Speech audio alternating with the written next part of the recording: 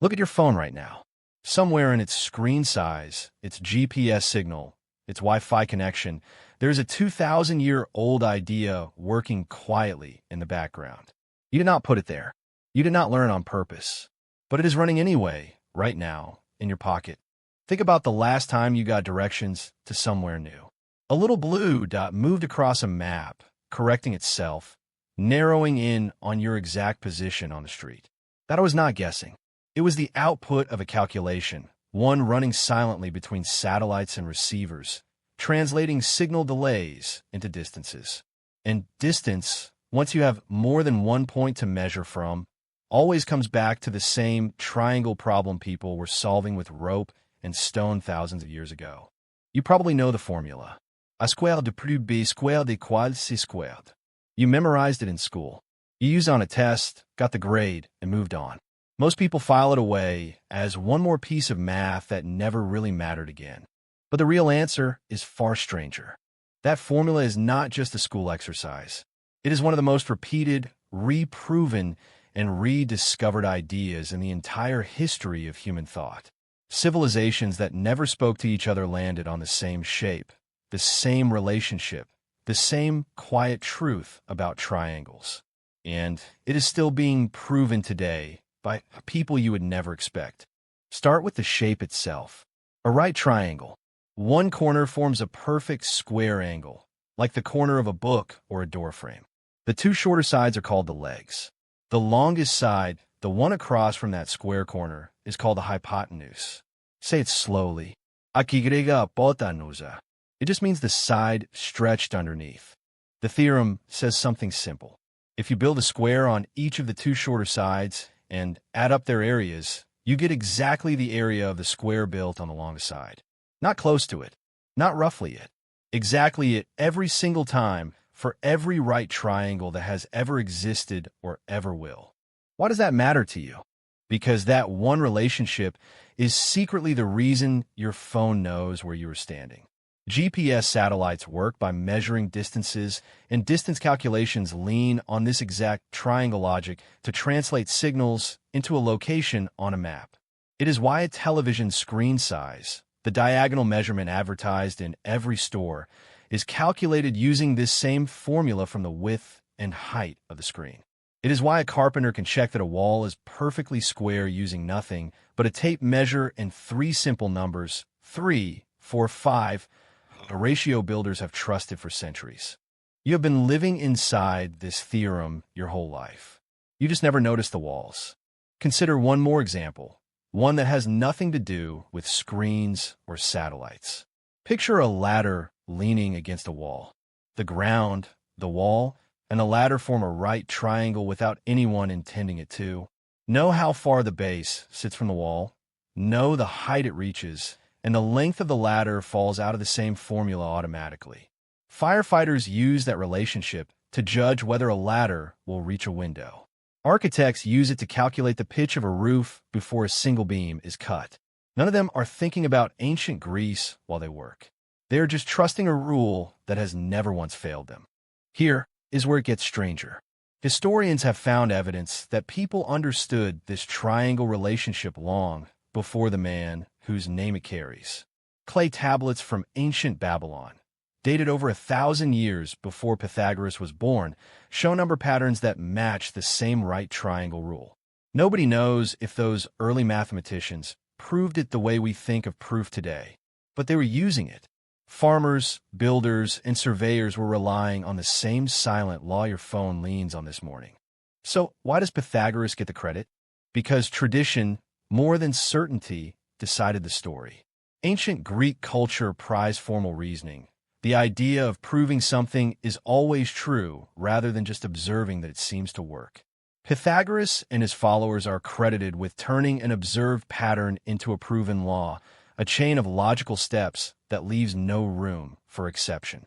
That shift from noticing to proving is arguably more important than the triangle itself.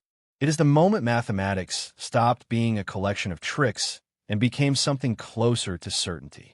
You can see the same pattern anywhere careful proof exists. The Greek mathematician Euclid later gathered geometric reasoning like this into a single organized system. laying out definitions and logical steps so precisely that its structure shaped how mathematics was taught for the next 2,000 years. A proof was no longer just a claim someone believed. It became a chain, each link resting on the one before it, all the way back to a handful of starting assumptions everyone could agree on. That is why the Pythagorean Theorem survived so long unquestioned. It was not just observed to be true. It was locked in a place by logic that left no gap for doubt. And once one proof existed, something interesting happened. People could not stop finding new ones. Mathematicians eventually cataloged hundreds of separate proofs of this same theorem, built from algebra, from geometry, from rearranging shapes like puzzle pieces. But one entire category of proof was considered off-limits. Trigonometry, the branch of math dealing with angles and the ratios inside triangles, was thought to be impossible to use here. In 1927, a mathematician named Elisha Loomis wrote it into a book as a near certainty.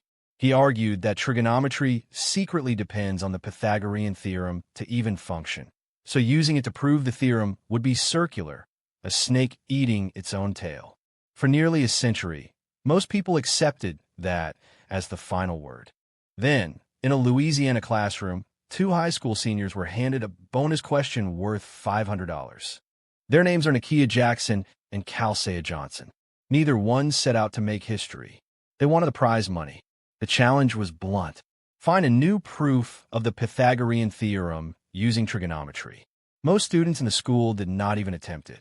Jackson and Johnson spent months on it anyway, filling pages with false starts, crossing out entire pages of work, starting over. What they built was not a shortcut. It leaned on a rule called the law of sines, a trigonometric relationship that, crucially, does not rely on the Pythagorean theorem to be true.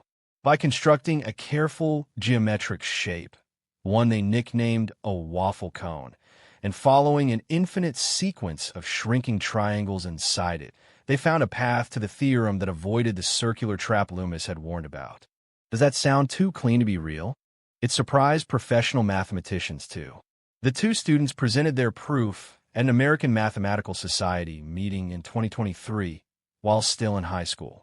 The math world took notice immediately because trigonometric proofs of this theorem were assumed to be a closed door. Jackson and Johnson have found a way through it.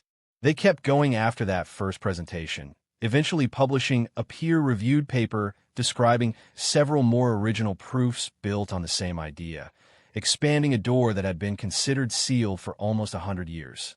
Think about what that means. 2,000 years after the theorem first appeared in Babylonian number patterns, and roughly a century after a respected mathematician declared a whole category of proof impossible, two teenagers working after school found new ones anyway. Nobody handed them permission. They simply had not been told loudly enough that it could not be done. Jackson and Johnson were not working in isolation from the wider math world either.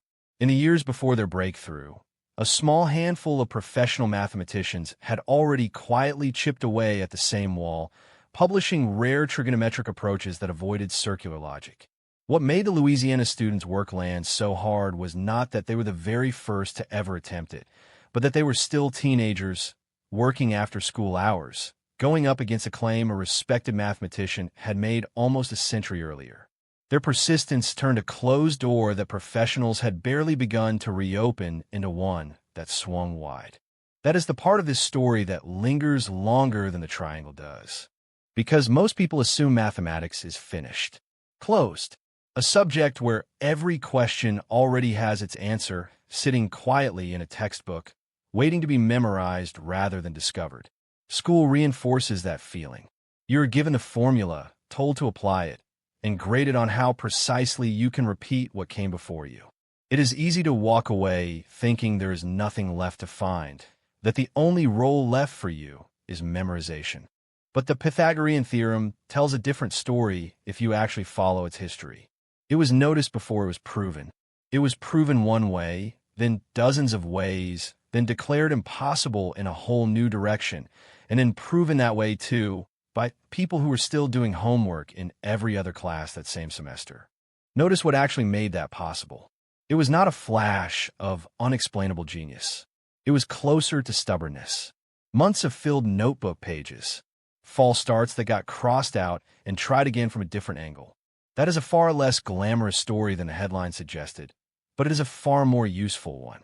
It means the gap between a settled fact and a new discovery is not always intelligence you either have or do not have. Sometimes it is simply deciding not to put the pencil down when the first 10 attempts fail. That idea applies well beyond triangles. Every subject you have ever been told is finished, math, science, history, has its own version of a locked door that someone eventually walked through anyway, not because they were told it was possible, but because nobody had convinced them thoroughly enough that it was not. So the next time your phone quietly calculates your location, or you glance at the diagonal size of screen, or you watch someone check that a doorframe is square, remember what is actually happening. You are watching an idea that refused to stay finished. An idea ancient enough to predate its own name and young enough to still be surprising people in high school classrooms today. You use the Pythagorean Theorem every day. You always have. The only thing that changed is that now you finally noticed it.